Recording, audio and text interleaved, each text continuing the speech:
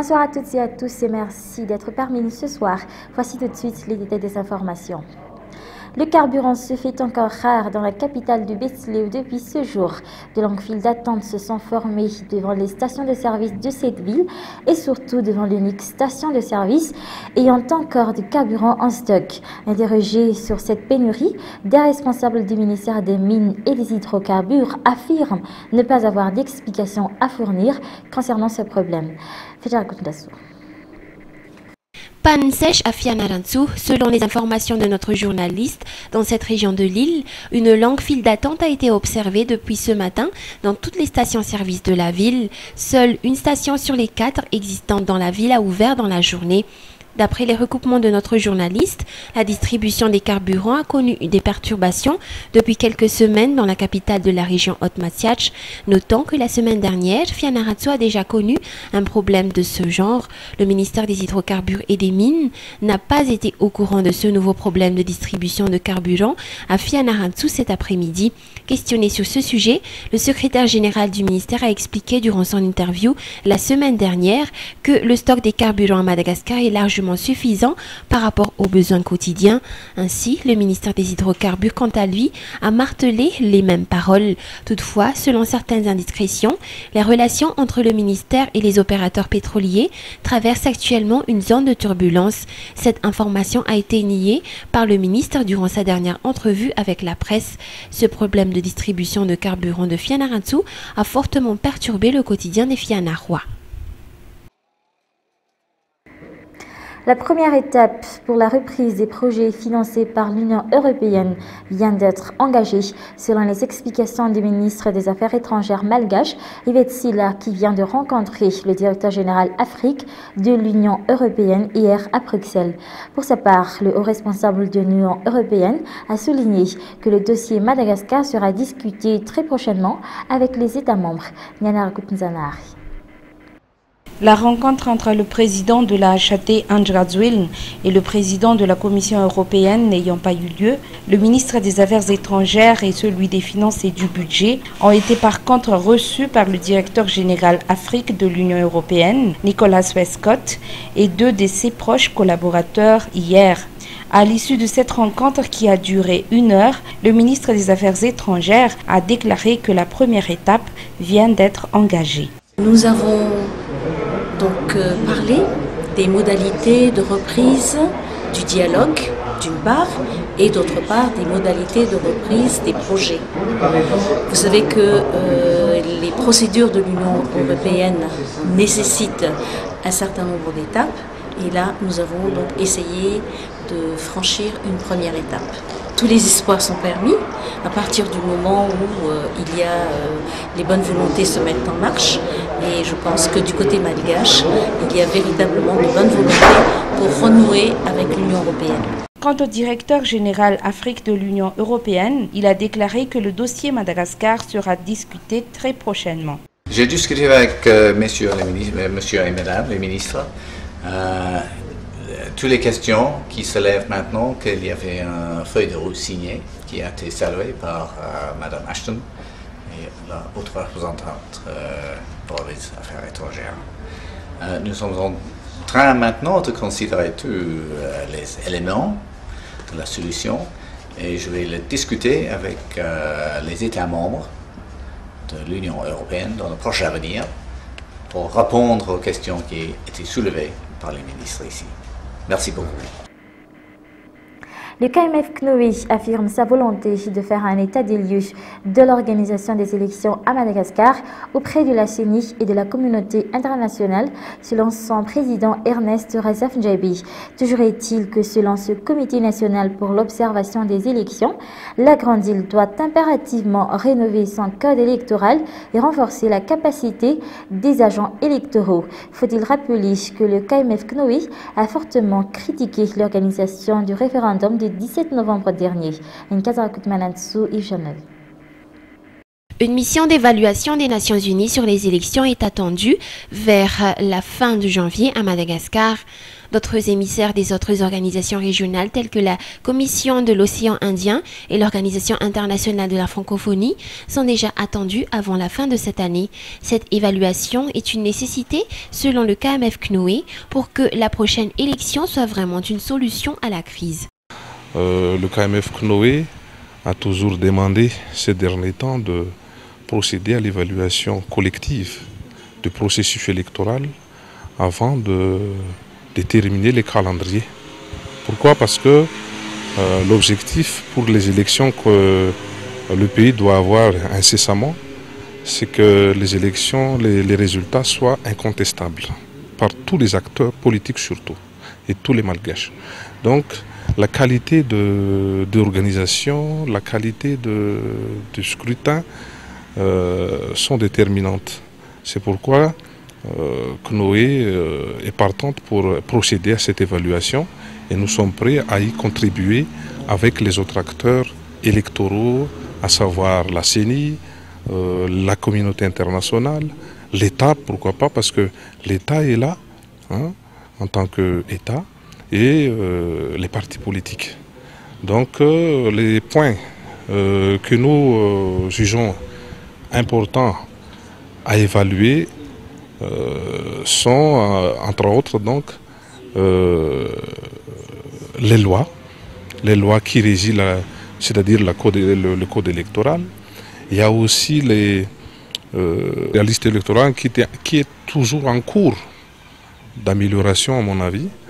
Et puis il y a aussi la compétence, les savoir-faire des responsables électoraux, aussi bien au niveau bureau des votes, au niveau Foucondan, au niveau à tous les niveaux quoi. Selon toujours le Comité national d'observation des élections, le travail d'évaluation du processus électoral ne prendra pas beaucoup de temps, contrairement à l'application des solutions. Cette phase ne dépasserait plus de 2 semaines et démontrerait la volonté de la Grande Île à entamer des élections crédibles et transparentes. La phase de correction des erreurs qui ont eu lieu dernièrement lors des scrutins mettra par contre quelques mois. Si tout se déroule bien, l'on peut déjà entrer dans la phase des élections d'ici avril 2012 au plus tard.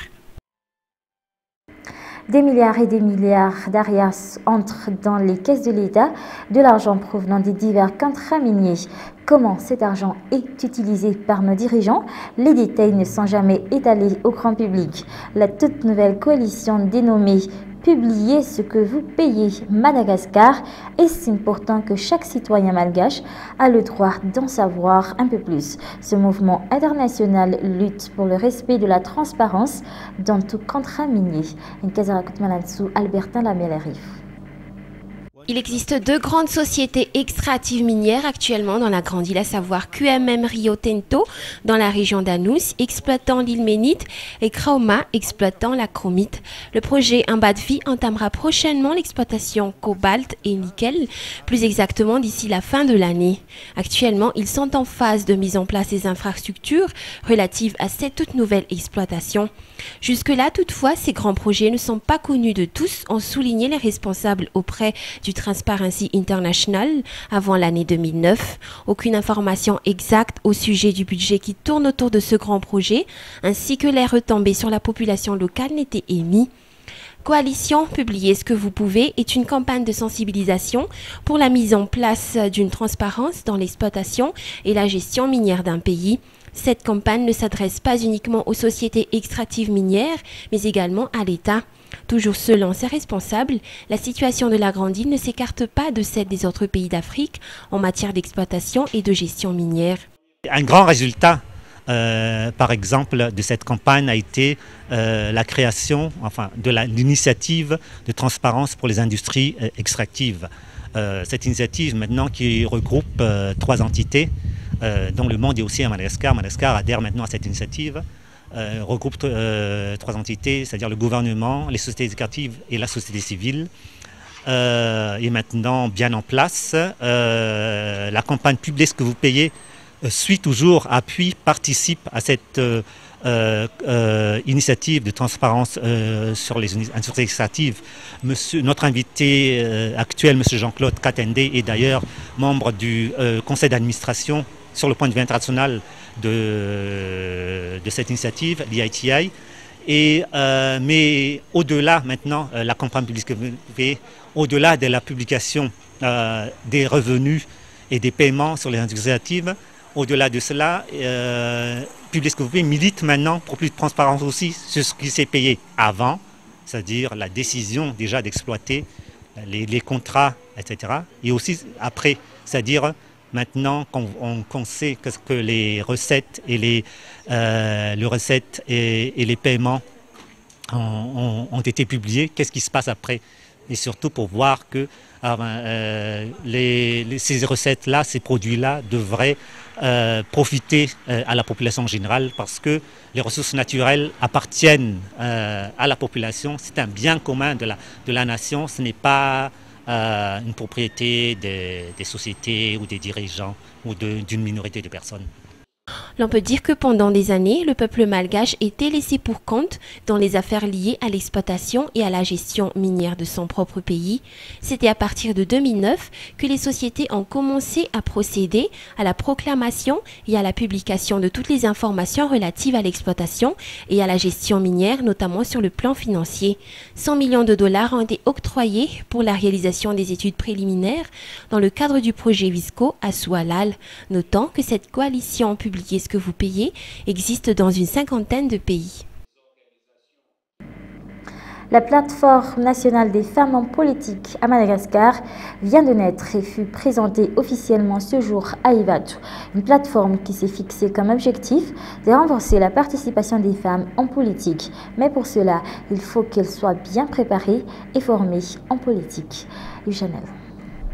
25 associations ou partis politiques œuvrant dans la promotion du genre et la participation féminine en politique composent le bureau permanent de cette nouvelle plateforme nationale pour les femmes en politique à Madagascar.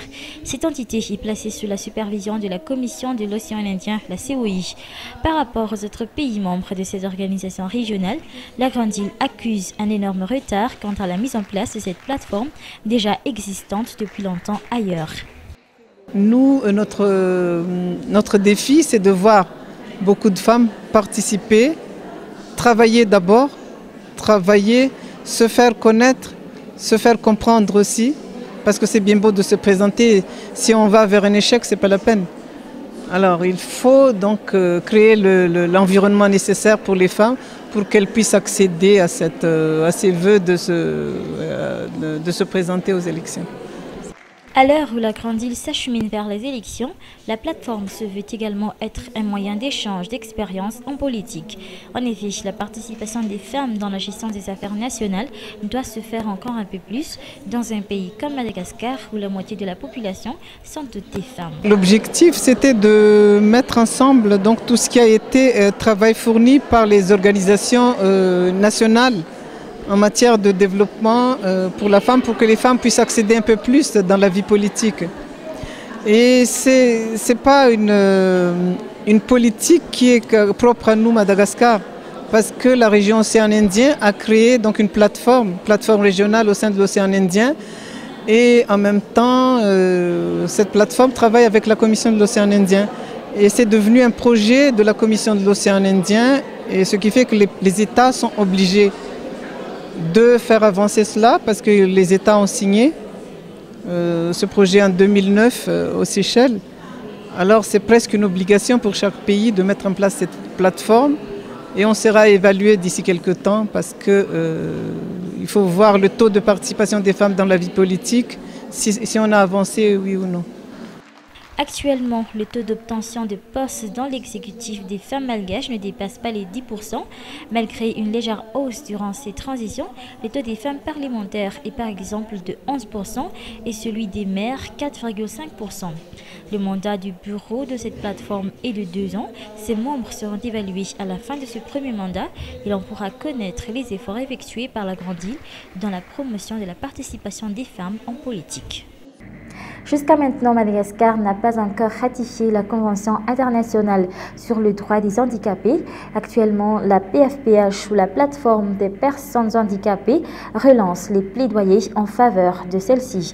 Car effectivement, même pour avoir accès à l'eau potable ou encore aux infrastructures sanitaires, les personnes handicapées connaissent d'énormes difficultés et c'est un fait, Yves Chanel.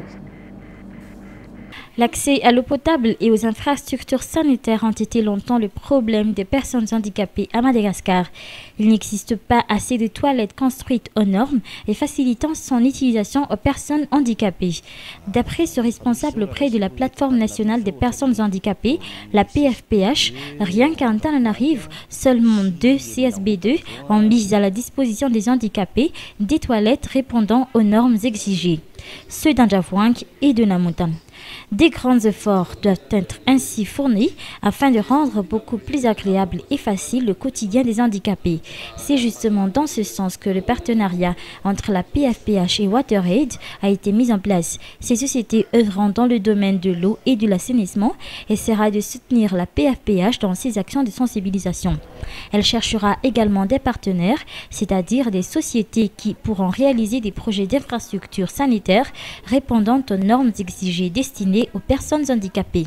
Mais la PFPH ne veut pas s'arrêter là, elle va encore plus loin en relançant ses plaidoyers en faveur de la ratification par la Grande Île de la Convention internationale sur les droits des handicapés. En effet, nos responsables étatiques tardent à s'y mettre, le moment serait maintenant idéal d'après la PFPH. C'est la fin de ce journal, mesdames et messieurs. Je vous remercie de l'avoir suivi jusqu'à la fin. Prochain rendez-vous demain soir à la même heure. Bonne soirée à tous.